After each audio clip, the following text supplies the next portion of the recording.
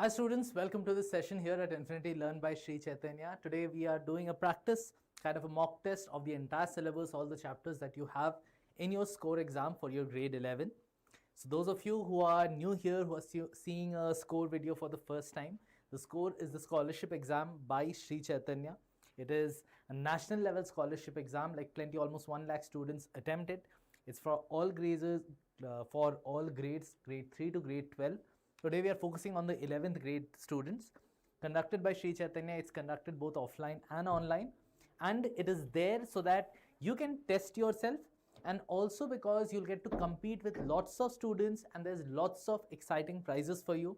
There's a scholarship, 100% scholarship to Sri Chaitanya courses. You will also have cash prizes, gadgets that help you with your education like laptops, then tablets, all of those things that will help you. So there's plenty of stuff to get from here, but the biggest of them is that you get to compete with India's brightest students. All of Sri Chaitanya students who have gone ahead to get the top ranks. You saw in the thumbnail we had the image of Chidvilas. All of the top students who have scored the top ranks in mains and advanced have given the score exam at some point. Okay, so let's start with a few questions. The syllabus goes all the way from your units and measurements till your system of particles and rotational motion. So let's try out a few questions. First one says, A and B have different dimensions, then which of the following relations will be meaningful? So over here, if A and B have different dimensions, it is A by B. This is not a problem. If I have A minus B or A plus B, that is dimensionally incorrect, because I know whenever I have addition or subtraction, then each of them should have the exact same dimensions. In the fourth one, we have e to the power a by b. So this is an argument of a function like sine of something, cos of something, or e to the power of something. We know the argument of any function has to be dimensionless. Now if a and b have different dimensions, then dividing them will not make it dimensionless. There will be still some pending dimension. So this also can't be possible. The only possible case is option A. Okay, we go for the next question. It says a vector 3i cap plus 4j cap rotates about its tail through an angle 37 degree in the anti-clockwise direction. Then the coefficient of j cap in the new vector is how much? In order to solve this, you have to first visualize the vector. You have to draw it out. Let's say we have the x and y axis right here. A 3i cap plus 4j cap means it refers to a point that's say 3 units here and 4 units over here. So this is the vector that we are dealing with, the 3i cap plus 4j cap. What is the magnitude of that vector? The magnitude of that vector would be root over of 3 square plus 4 square, which is 5. And what is this angle? This angle, tan of theta, is equal to 3 divided by 4, which means theta has to be 37 degree. Now see, in the question they have said that this vector is rotated by 37 degree in the anti-clockwise direction. So we had this at 37 degree, rotated it anti-clockwise by 37, means I align it with the y-axis. Now when I align it with the y-axis, it doesn't become 5, it basically turns and becomes like this, where its entire magnitude is given in the y direction. So what is its y component then? Its entire magnitude, which is 5. Okay? Let's move on to the next question. Next one here says that the coordinates of a moving particle at any time, I'm assuming this is t not L, at any time t are given by x is equal to alpha t cube and y is equal to beta t cube. The speed of the particle at any time t is given by how much? So this is pretty straightforward. You have x coordinate as a position of time, y coordinate as a position of time. So you can get what the velocity is in the x-axis by just differentiating with respect to time the x component. If I do dx dt, I will get alpha, and the t cube's differentiation will give you 3t square.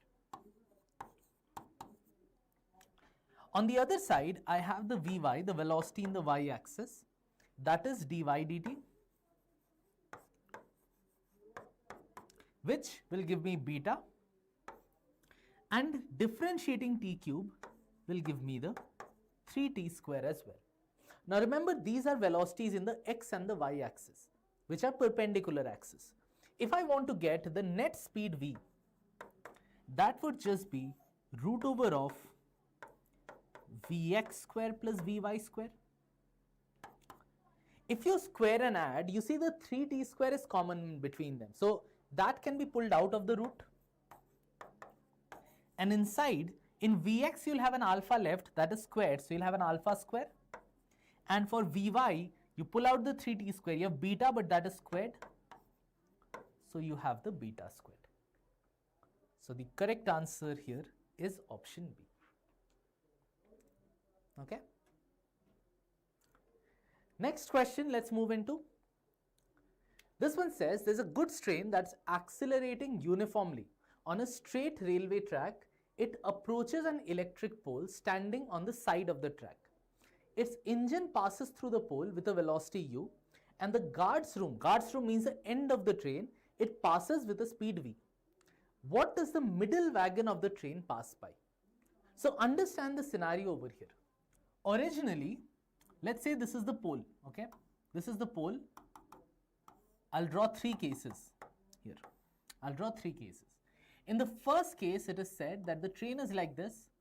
When the front of the train is literally in line with the pole, there your velocity is u. At that moment, the train has a velocity u.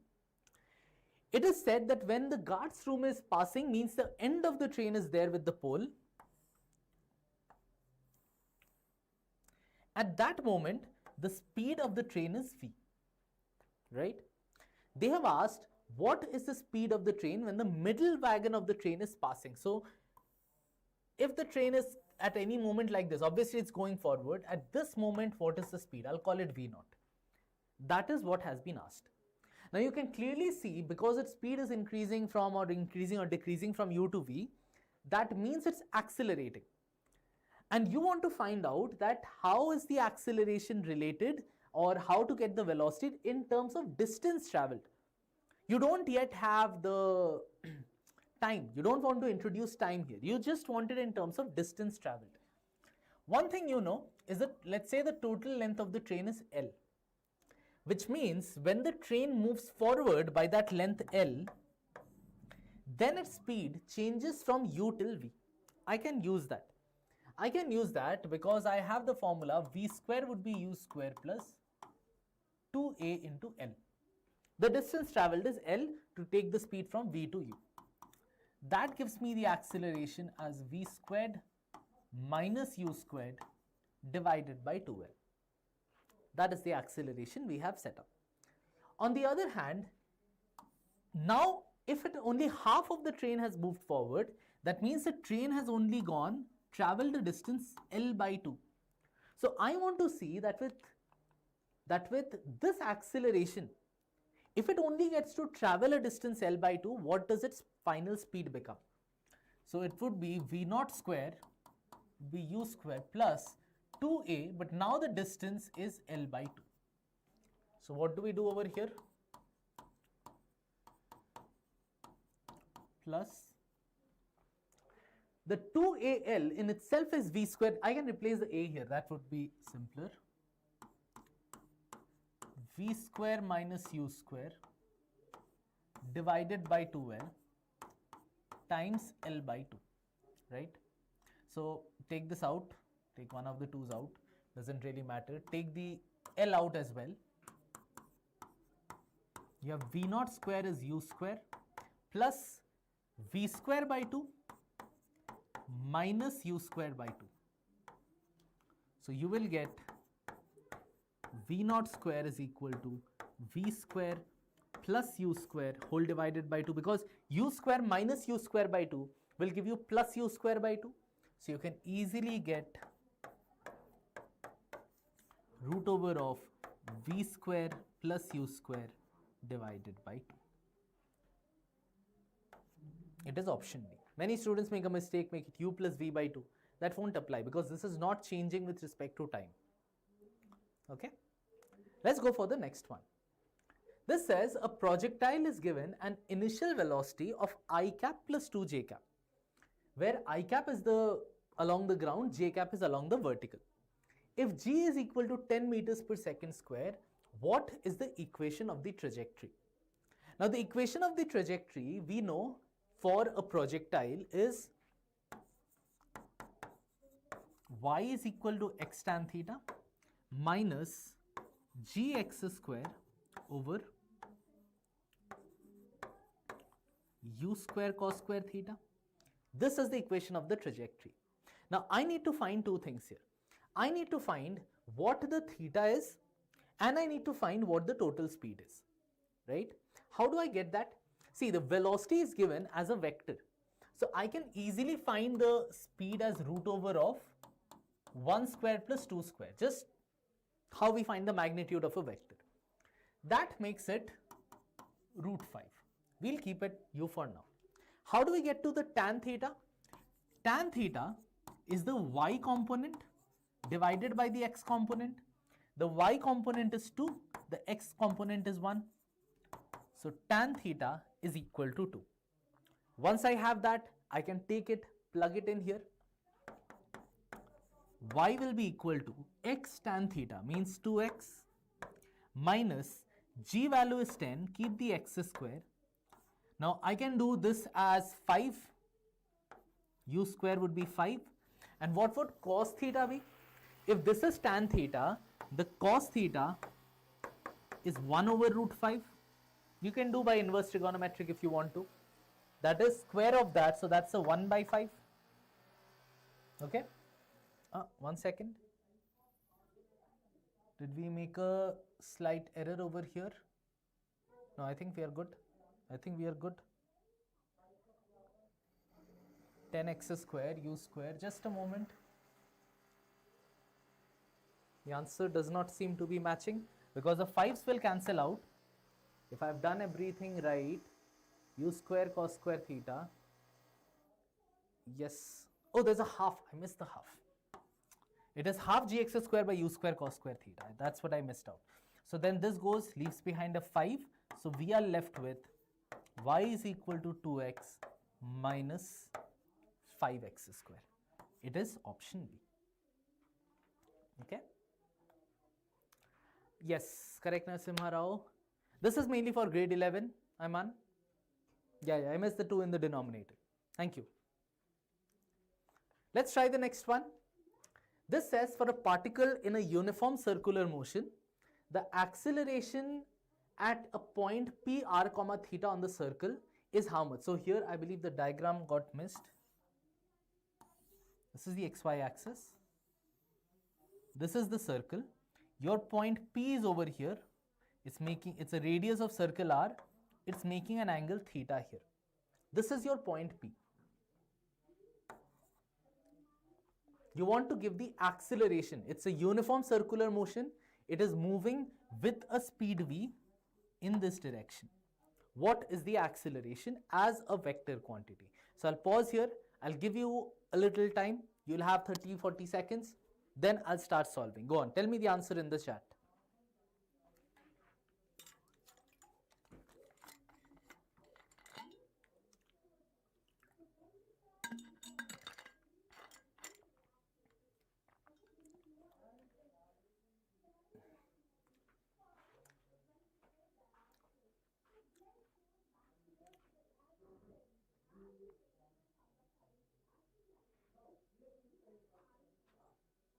Let's see.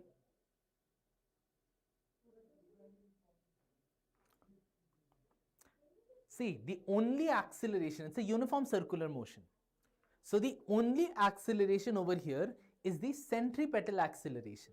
The centripetal acceleration, you know the magnitude is always v square by r and it is always directed towards the center. If it is always directed towards the center and this angle is theta, you can break it up into two components. One in the x, one in the y. If this angle is theta, this angle will also be theta, right? So you have that v square by r cos theta in the negative x direction and v square by r sin theta in the negative j cap direction. So both are negative components. I cap is cos and that is sin. Yes, correct, Narasimha Rao. It is option C. Chalo, next, this one. A spring of spring constant 5 times 10 to the power 3 is stretched initially by 5 centimeter from the unstretched position. Then work done to required to stretch it further by another 5 centimeter. Means I've already, whatever it was, already stretched by 5. From here I stretch another 5. So from here till this extra 5, how much extra work done was there? Let's see. Go on. How much extra work done is there for that part? You have to go through energies.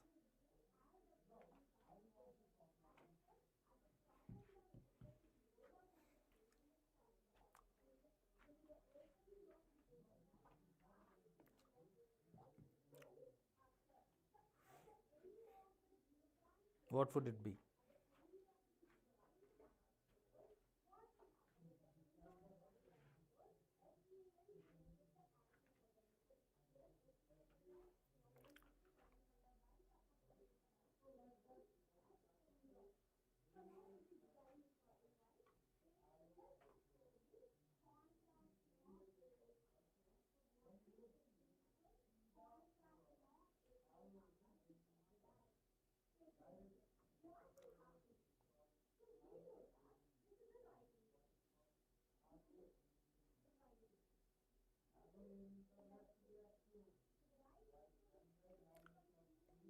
Should I start solving? See, originally it was stretched by 5 centimeter. Okay, it was stretched by 5 centimeter from the unstretched position. So I know the energy in that case is 1/2 k x1 square, which is just half. K value is 5 times 10 to the power 3 into x1 square is 5 centimeter square, that's a whole square, right? That I think we can do. That would be 125 into 10 to the power minus 1 divided by 2, right? That's 12.5 divided by 2, which would be 6.25. Now that is the energy when it's already stretched by 5. From here, if we stretch another 5, remember now the actual elongation is 10 centimeter. So in the final state, in the formula half kx square, this takes into account what is the total change from the unstretched point. So here it would be half k x2 squared, which is half times k is 5 times 10 to the power 3, and x2 squared, x2 would be 10 centimeters, so 10 into 10 to the power minus 2 whole squared. So what do we get? We will get half times 5 into 10 to the power 3 into, that would be a 10 to the power minus 1, that would just give me a 10 to the power minus 2. What will we get? I'll get a 2.5. 2.5 into this, that would be 25 Newton meter. So the actual work done is taking it from this energy to this energy. So if I subtract 6.25 out, yes, the answer is 18.75. Good work. Narasimha Rao. Most students make a mistake. They only think that stretching by 5 centimeter means just this. No. From 5 you have gone another 5. Now after you have already stretched it, it's even tougher to stretch another 5 because the force increased. Next one. A ball is thrown vertically downwards from a height of 20 meter with an initial speed v0. It collides with the ground and loses 50% of its energy in collision. Then it rebounds back to the exact same height. The initial velocity is how much? Which means when you threw it, it had a potential energy, it also had a kinetic energy. Hit the ground, lost 50% of the energy. Now it bounces up and comes to the same height, but now with 0 speed. So you can just go ahead with equating energies. Again, I'll give you a little time to try this out. You have a minute, then I'll start solving.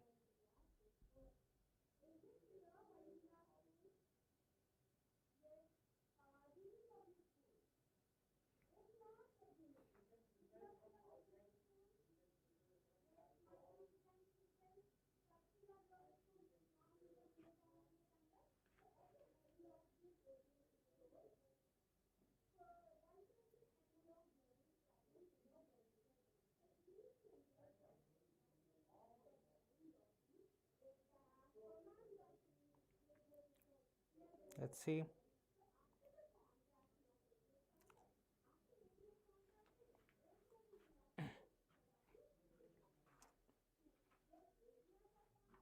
Okay, we have an option A. Let's see. Originally, in the beginning, when you threw it, what is the energy that it had? It had the height mgh plus 1/2 mv0 square, right? Now, when it was about to hit the ground, that was the total energy. It lost 50% of the energy. 50% means half. So only half of that energy is remaining. With that energy, it is able to climb up to a height of this. So in that height, in the final state, it just has mg into 20. That's it. The height it only reached 20 meters, right? Only reached 20. At that height, it doesn't have a kinetic energy anymore. So we just keep it as such. So if I write it here, cross multiply the two. So I have mass is given. Mass is not given. That I can take out throughout. GH, that is a 10 into h was 20. Original height was also 20. Plus V0 square by 2. That is equal to, I cross multiply the 2 over there. That's a G is 10 into 20 into 2. What will we get? We get V0 square divided by 2 is equal to, this is 400, okay? 400 minus 200, which will just be 200. So V0 square is equal to 400, then 2 times 200. So root over of that, it is 20 meters per second. Yes. No, you were right the first time. It's not D. It is 20 meters per second. You were right with it the first time. Okay. Next one here says a hollow sphere is held suspended. Sand is now poured. Originally, this sphere is completely hollow. Now, slowly I'm pouring in sand in here. They are in stages. Stages means I'm gradually adding the sand inside it. What happens to the center of mass? What kind of behavior does it do as I add sand? I start with the completely hollow sphere. I'm gradually adding sand to it. What happens to the center of mass? Does it rise? Does it come down? Does it first come down, then rise? Does it first rise up, then come down? What is happening? Let's see. Think about it. Start with a hollow sphere, gradually start building the sand.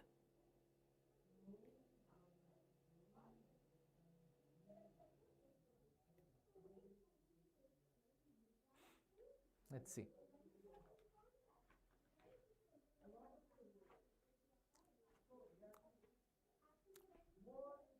I'll give some time.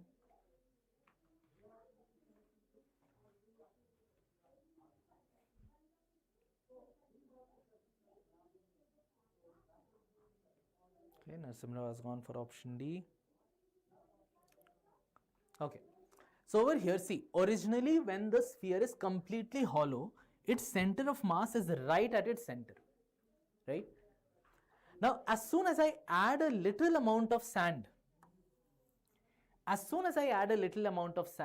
you will see immediately the center of mass will come a lot lower, because now there is a greater mass density in the lower part. So center of mass will shift. Generally, it shifts towards the heavier part. Bottom part is heavier, it shifts to that. But gradually, as you continue to again fill sand, the center of mass rises, and the time when you completely fill it, the center of mass again goes to the middle. Which means, yes, it is option D. It first falls, then it gradually again climbs up. It is option D. Correct. This one, this is about rolling motion.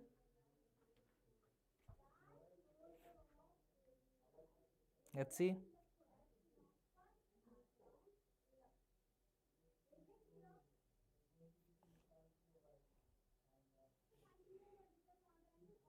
Exactly, similar to hole in the bottom of a tank. In the hole in the bottom of the tank, originally at the center, then gradually it comes down, then at the end it jumps back to the middle.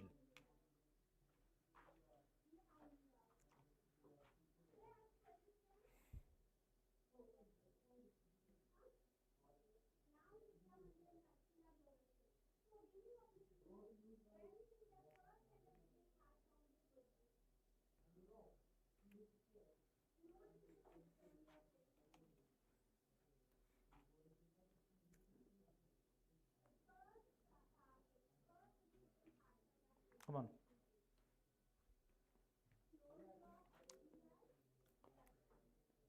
Chalo, we'll start solving this. Over here, you just have to do a conservation of energy.